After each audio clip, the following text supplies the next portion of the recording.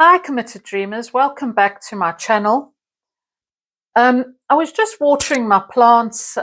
This is my favorite little part of the house, surrounded by my house plants. And I was just thinking how our dreams need to be nurtured the same way plants do. They need intention and they need consistency. And that refusal to uh, settle for maybe or just in case. Now, our loved ones mean well.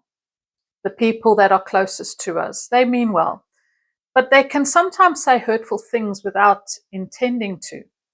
So the thing about us dreamers is we are inclined to take a while to work on our dreams. That's just the way it is. Our dreams are big. Our dreams are very often complex. Sometimes we have multiple dreams and we're still figuring out which one resonates more with us. And in the meantime, with life's requirements, we will take on other jobs, whatever it might be. For me, it was working in care work, in care. For somebody else, it might be being a waiter. For instance, if you're somebody that's always wanted to perform on the West End, you might take a waitressing job in the meantime. And then your loved ones say things like, well, at least you've got that to fall back on. Ouch. You see, they mean well. But when they say that, what they're really saying is, we don't believe you'll ever end up on the West End. We don't believe you'll ever make your dream come true, that you've got your head in the clouds and focus on what you're good at. And the reality is we can't do that, because that is settling for less than what you are worthy of. As I give this one a drink, I'm thinking about my daughter. You see, she always wanted to be an actress and a singer ever since she was 8. And while other children were imagining ordinary lives and ordinary futures, she was practicing acceptance speeches. She was writing songs and stories, and she was picturing her name in lights.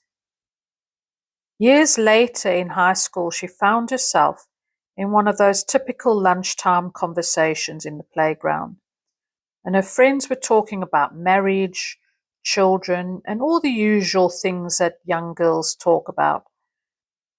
But when Carrie said that she didn't see those things for herself, that her dream was to pursue her art, they were surprised. Some of them even laughed and asked, "So what's your plan B?" When I picked her up from school that afternoon, she was so upset and she asked me, "Mom, do I need a plan B?" So as I'm watering my plants today, I want to tell you what I told her that day. No, you don't need a plan B. You need a plan S. Plan S is a plan for success. Plan S isn't a backup. It's a strategy that strengthens your dream from the inside out. For my daughter, Plan S meant getting her music teacher qualification so she could offer private vocal coaching between auditions. It wasn't a detour, it was a way of deepening her craft, building confidence, and the opportunity to create income that still kept her rooted in her passion.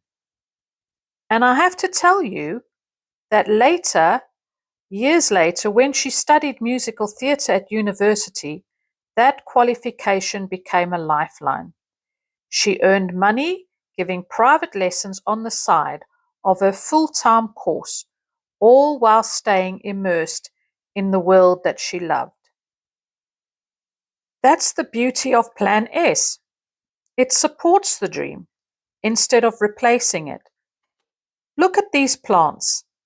If I half-watered them, hoping they'd survive, but expecting them to fail, they wouldn't thrive.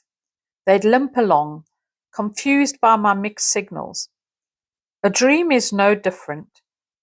Plan B is often a safety net woven from doubt. Plan S is a structure built from belief.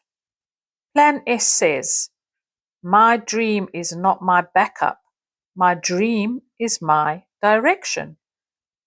And I wonder what Plan S looks like for other dreamers. For a writer, Plan S might be learning editing or copywriting so that they can earn while they're working on their craft. For a dancer, it might be teaching workshops or studying anatomy to prevent injury and extend their career while they're at it. For an aspiring chef, it might be working in a bakery, a cafe, or even studying nutrition. These are all roads that will still lead towards their dream career in the kitchen.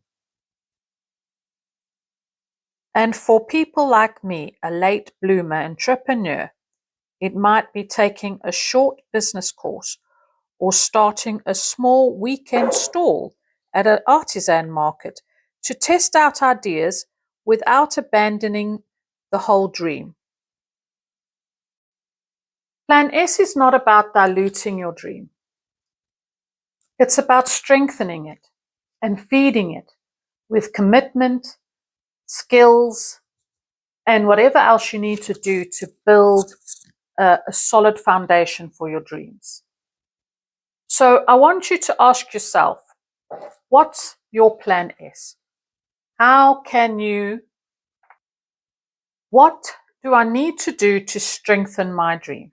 What do I need to do in order to build that solid foundation that my dream needs to succeed? And I want to encourage you to say yes to plan S and no to plan B. Thank you for watching. I'm Yvonne, the Committed Dreamer. And if you've liked this episode, please do give me a thumbs up. That would be really nice to see. Thank you. Bye.